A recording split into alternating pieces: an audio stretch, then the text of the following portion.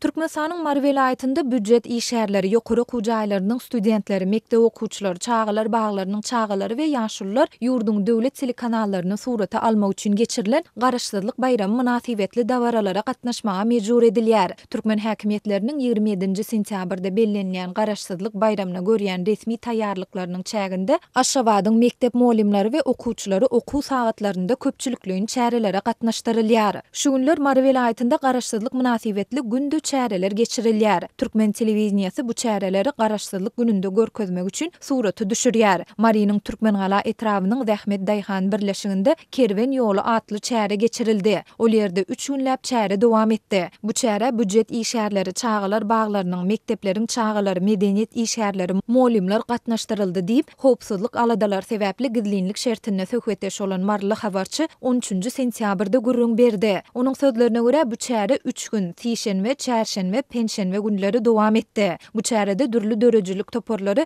Türkmen milli egin eşiklerinde çykyş etdiler. Mundan başga habarçy döwlet telekanallaryna surata almak üçin geçirilen garaşsyzlyk baýramy mynasybetli çäreleriň ýene biriniň geçen ýekşenme güni Mary baýramaly şaýolunyň urunda ýerleşýän at aýlawynda geçirilendigini aýtdy. Bu çärede büdjet işgärleri we çagalar gatnaşdyryldy. Bu ýerde gije saat 10-a çenli adamlar saklap Türkmen telewizionýasyna surata düşürdiler diýip habarçy belledi. Şoňa meňdeş çäreleriň ýene biri Mary şäheriniň golaýynda ýerleşýän Garawum kanalyny kesip geçýän parom köpürsiniň üstüne geçirildi. Bu ýerde köprüniň üstünde we Garawum kanalynyň kenarynda ýöriş gurnuldy. Bu çäre hepdäniň sişenme güni geçirildi. Çäreniň geçirilmegi bilen bagly ýollaryň hem ençemesi ýapyldy. Hiç bir awtology geçirmediler diýip habarçy büdjet işgärleriniň bu çärelerden başga hepde bir gün paýta ýygymyna gatnaşmaga hem mejbur edilýändigini aýtdy. Garaşsyzlyk baýramyna görülýän köpçülikliň taýýarlyk çäreleri Aşgabatda hem dowam edýär. Adatlyk radiosynyň paýtagta habarçylarynyň biri bu çäreler sebäpli mekdeplerde okuw sapaklarynyň diňe 4den 1 böleginiň geçirilýändigini aýtdy.